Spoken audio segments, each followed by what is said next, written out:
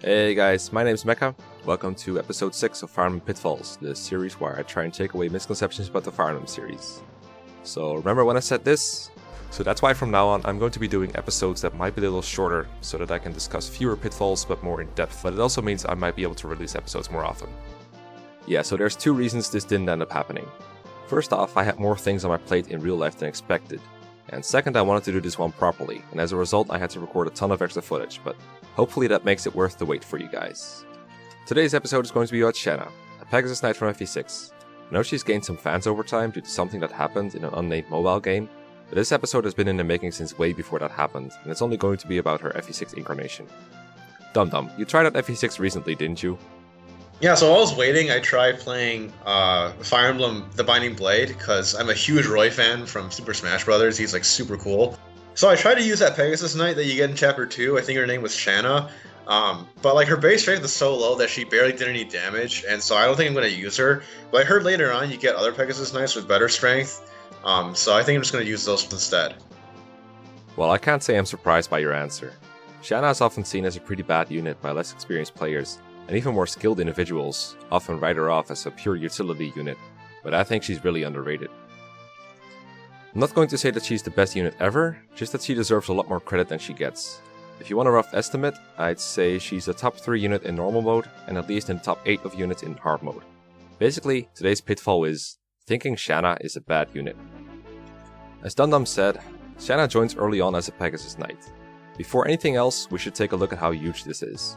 She's your first flyer, and she's your only flyer until you get Tate in Chapter 11a or 12b. Being able to fly is a trait that is often undervalued by newer players. It enables all sorts of specific strategies, as flying over impassable terrain can often save you a lot of time or effort. So even a completely untrained Shanna can be a huge boon to your army just by flying around, airlifting people, or getting villages. There's a lot more work for her to do in the first 10 chapters or so that no one else can help with, and even when other flyers join, oftentimes there's enough work for multiple flyers. But really, the main thing most players see as bad about Shanna is her combat. So let's take a look at that, shall we? There's 3 things people complain about when it comes to her combat: her constitution, her durability, and most of all her strength. But none of these issues are actually as bad as they are made out to be. A good way to demonstrate this is by comparing her to a unit that is almost universally considered good: Lance. First, let's compare constitution. If you've been following Pitfalls, then you can probably tell where this is going. Lance has 8 base speed and 9 constitution, whereas Shanna has 12 base speed and 4 constitution. So when using an Iron Lance, which weighs 8, Shanna is weighed down by 4 to Lance's exact speed, meaning both of them will double enemies with 4 speed or less, such as soldiers. But Shanna also has the option of using her full 12 speed with a Slim Lance, if that would increase her damage output, letting her double enemies in the 5 to 8 speed range, such as Cavaliers, Mages, and Archers. In fact, despite her low constitution, Shanna is one of the fastest units in the game, Rutger being the only unit she even really competes with in this regard. Her sky-high speed, in combination with lance access, also make her particularly good against enemy sword users, who are some of the toughest enemy types in the game. They're often dangerous for many of your other units to engage with, since they run the risk of getting doubled and even getting crit. And they're also hard to hit, even with the 10% weapon triangle advantage. Shanna's combination of lances, high speed, skill and luck makes her a good candidate to stave them off and sometimes even double them. As for her durability, I will be the first one to admit that she is not a tank at base level, but this issue is way overblown. Her base defense of 6 is actually equal to Lance and Deke. And sure, 17 base HP is pretty low, but it survives a lot more than people think. Steel Axe fighters in Chapter 2, for example, do not one-shot her. Archers do, but only barely, and in fact they don't on normal mode, which is pretty hilarious when you think about it. While her durability is still strictly worse than others, generally speaking, most early game hard mode enemy combinations will 2-hit KO both Lance and Shanna. Sure, Lance will escape this status with HP growths pretty quickly, but the amount of times this makes a big difference is generally pretty small. Most of the time, it's Marcus, Rutger and Deke who are fighting multiple enemies on enemy phase. The point is, Shanna's durability early on is perfectly workable and broadly comparable to a unit like Lance, and her promotion gives her a huge defensive boost too, meaning she's fine throughout the game despite low defensive growths. Finally, her strength issues. There's no denying that a 4 base and a 30% growth look pretty bad in a vacuum. It's worse than characters like Lyn, and I've called her strength low on many occasions. However, it's important to remember that Shanna uses lances, not swords, which help boost her attack power. If we compare Shanna to Lance again, we can see that he only has 1 more strength than she does, and his extra 10% growth only amounts to 1 extra point of strength every 10 levels, so she doesn't compare badly here either. It also helps that FE6 is a game where an issue like this is not nearly as pronounced compared to a game like FE7. In FE7, where a lot of player characters are capable of one-rounding enemies, a lack of strength sticks out more. If a unit can't get kills easily, why would you put effort into training them? But in FE6 hard mode, it's pretty rare for player characters to one-round kill enemies. Who is doing well enough to do that on their own? Marcus can use the Silverlance to do it, and Deke can for a little bit in Chapter 2.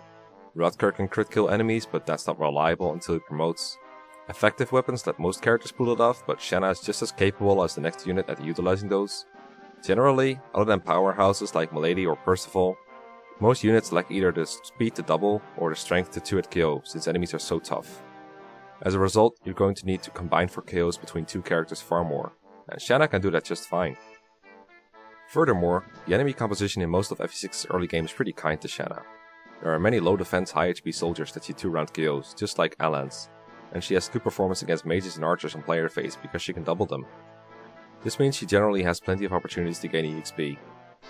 And as mentioned before, due to her high speed growth, by Chapter 7 she's very likely to double enemy cavaliers with an Iron Lance, which means she'll actually outdamage the Christmas cavaliers. Shanna is also capable of using viable killer lances to pull 30 to 40% crit per hit, which gives her a 60% chance to one-round KO as long as she is capable of killing the enemy with a hit and a crit. This only requires her to 4-hit KO the enemy, which is a very easy benchmark to reach.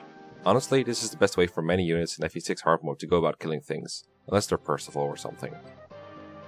More units can one-round KO weaker enemies on normal mode, but Shanna doesn't really struggle that much there either, especially if you get the Gadlands in Chapter 5. And regardless of the mode, if you train and promote her quickly, Shanna is practically guaranteed to be the only unit other than Marcus or Zealot who can use Silver Lances for a significant portion of the game, as Alans will inevitably end up splitting their weapon EXP gain into swords. The extra power boost lets her score many more kills than you'd think possible. So let's go through the life of Shanna in an FE6 playthrough real quick and see what exactly she can do when she's used properly. I don't really have time to analyze both normal mode and hard mode, so I'm just going to use hard mode since she's relatively worse there.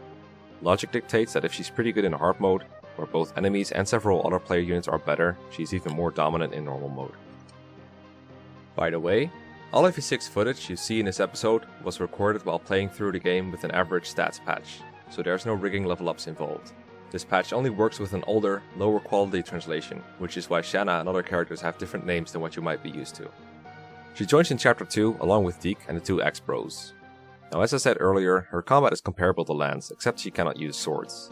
Still, she's not one-hit KO'd by anything except the archers. She can spend her turns rescuing units or transferring items like the Armor Slayer across the mountains. But she's also pretty apt at combining for kills with other characters.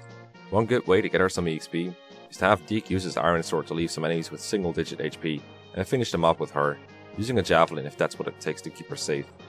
And we already covered why her combat is fine in the subsequent chapters too. Her flying utility continues to come in handy in Chapter 4. She can grab either of the villages to save the other characters from walking around the cliffs. The enemies tend to converge close to the northern cliff as they approach you, which often makes Shanna the only character who can attack them from above. This is nice because the cavaliers are rather bulky, and you have to gang up on them with multiple characters.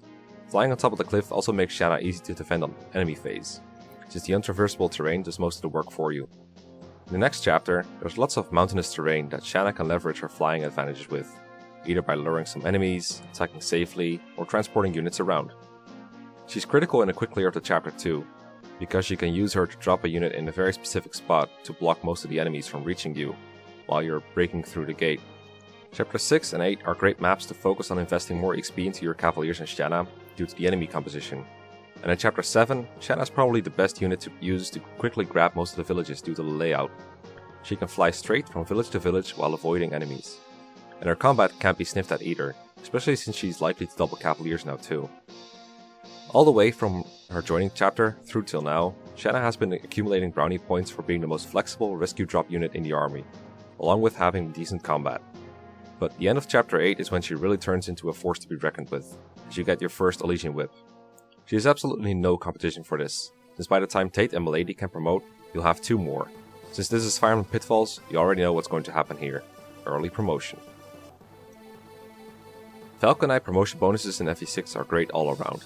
A massive plus 6 HP, in addition to +2 in every other area.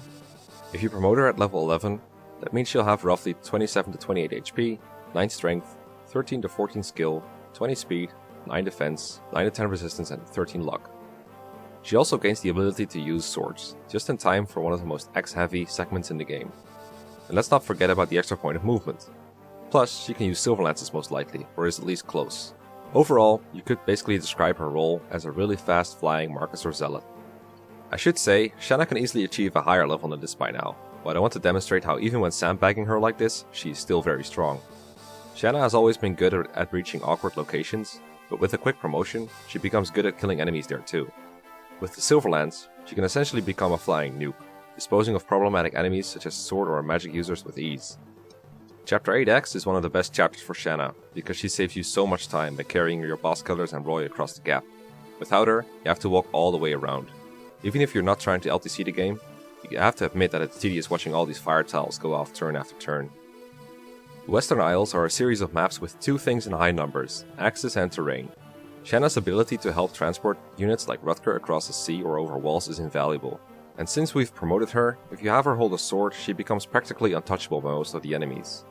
With her high speed and luck growths, on average, she should have around 53 avoid when holding a sword, or 63 against an axe user. Most of these fighters and pirates are using steel or hand axes, and therefore have trouble pulling even 10% displayed hit on her. This makes the Western Isles a great place for Shanna to train her sword rank so that she can gain these swords in order to use weapons like the Armor Slayer, or even towards sea for Lightbrand or Wormslayer, all of which are weapons which let her circumvent her lower strength. Surprisingly enough, even with an iron sword, she can still 2-round KO most enemies. And once again, the fact that she isn't 1-round KOing is excusable because few other people are. Since Shanna can engage in combat before a lot of other people can, she can still dispose of enemies at a quicker rate or at an earlier time. Something else happens on the Western Isles that we should discuss. Tate joins. Remember what Dum Dum said about Tate? Well, I heard later on you get other Pegasus Knights with better strength. Now Tate might get hard mode bonuses, but the problem is that hard mode bonuses alone are not an advantage in and of themselves. A lot of the time I see people say, use this character because they get hard mode bonuses, but there's a lot more to characters than whether they get bonuses or not. As their name implies, they are bonuses, additions to your existence stats. Tate's existence stats, also known as her normal boat bases, are awful. 22 HP, 6 strength, and 11 speed around the Western Isles, are you kidding me? Those are some horrendous bases, especially for a level 8 unit. Normal mode Tate actually has a worse base speed than level 1 Shanna we got back in chapter 2.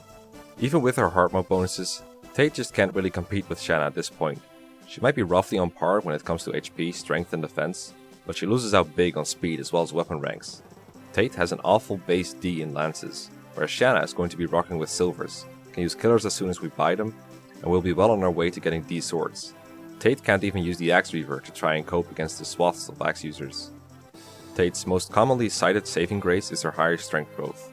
40% just looks a lot more acceptable than 30% to a lot of people. But like I said earlier with Lance, this kind of a difference isn't that significant. Having 10% more growth just means that Tate gets 1 more point of strength than Shanna every 10 levels. That's practically unnoticeable compared to the offensive advantages Shanna enjoys in doubling reliably or the use of better weapons. Anything Tate can kill, Shanna can too. Sure, with a lot of training, Tate should eventually equal or surpass Shanna in most stats. But unless you slow down a lot to train her, there won't be that many chapters left by that point. And regardless, Shanna was still leaps and bounds ahead of Tate. This is compounded by the fact that Tate really wants to promote ASAP in order to improve her weapon rank, which means she cannot even take advantage of unpromoted EXP gain for long. Chapter 13, the player can buy killer lances. As covered earlier, Shanna's offensive capability is improved significantly by these, as they give her a roughly 50-50 shot at 1-round KOing most generic enemies with a hit and a crit. Some might argue that Milady's recruitment lessens the need for a good flying unit like Shanna, but this couldn't be further from the truth. There's always something to do for a flyer, especially one with solid combat. Case in point is chapter 14, the desert map. There's a lot of items to be gathered, enemies to be killed, and like in almost every map, a lord to be carried around. You'll want to have at least one of your flyers fight the sword enemies near the oasis area, so flexibility in your choices for other roles is much appreciated. The ability to skip terrain and ferry people over it continues to be highly valuable in the next 2 maps. Chapter 14X, there's a lot of water. If you take it slow, there's only going to be more of it, but if you're going fast, you'll probably want some flyers to fly over it and kill the bolting sage or the boss.